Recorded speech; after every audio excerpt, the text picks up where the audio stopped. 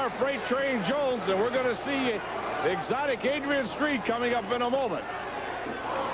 They called a disqualification on that match. However, I'm sure the Rufus-R Freight Train Jones has not gotten his $1,000 worth of consideration out of the big cat Ernie Ladd as yet. And one thing for sure, when he gets Ernie Ladd, and when Ernie Ladd does step in the ring with him, we're going to see more than a $1,000 match. And here you see, again, let's see. You know, Johnny, I tell you what, it's great right here. Rufus is acting like a great big man. You know, this reminds me of the fights when I was in college. You know, hold me back, hold me back. Don't let me get him. Don't let me get him. You know, that's what Rufus looks like right there. There's Rufus to the ropes, out of the apron.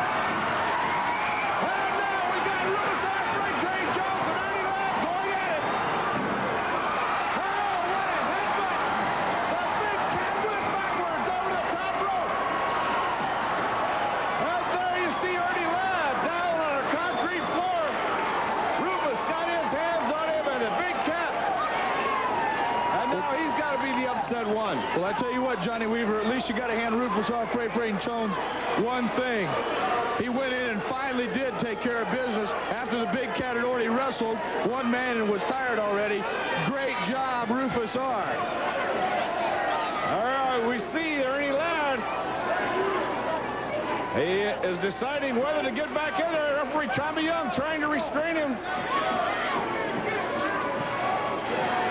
6'11", 320 pounds.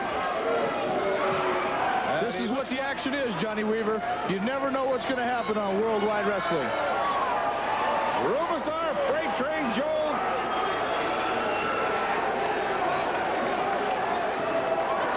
Whoa, what action. What action we had right there. Rufus-R Freight Train Jones, Ernie Ladd. And here you have the exotic Adrian Street making his entrance into our ring.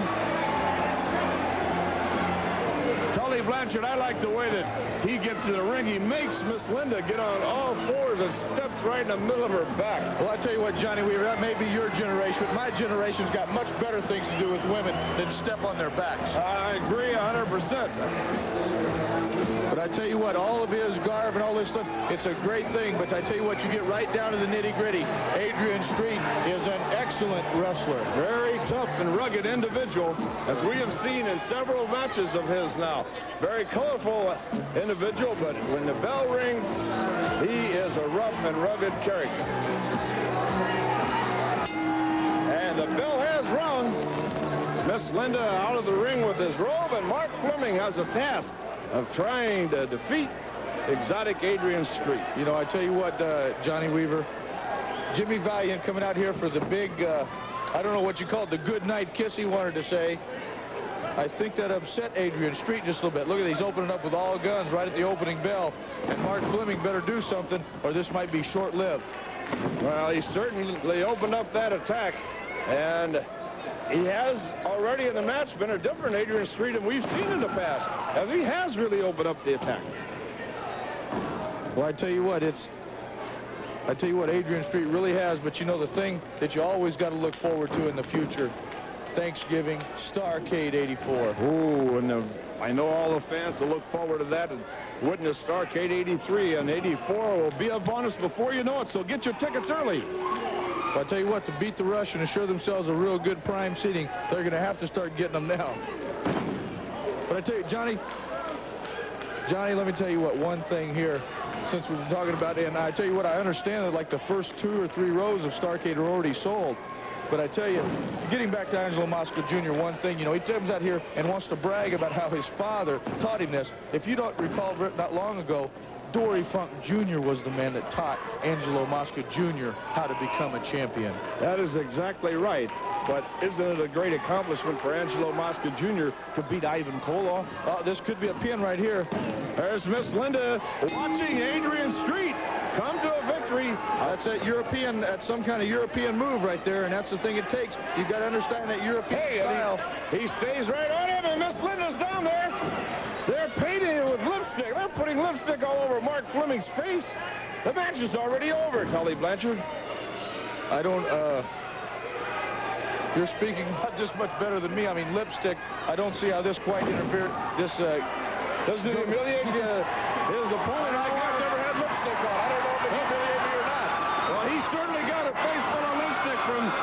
Oh, holy cow, here comes the Boogie Woogie Man is in the ring, and he is putting... Oh, no, he can't hit Miss Linda. Boogie can't... Uh-oh.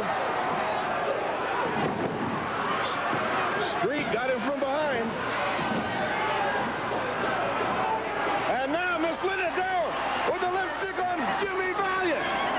The lipstick on Jimmy Valiant.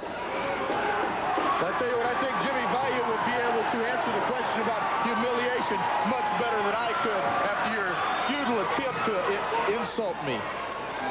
Out of the ring goes the exotic Adrian Street.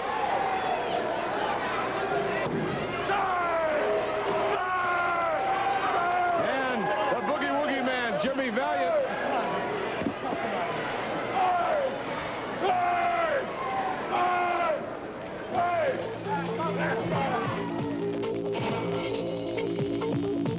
Let's take time out for these commercial messages about the worldwide wrestling events coming up in your area.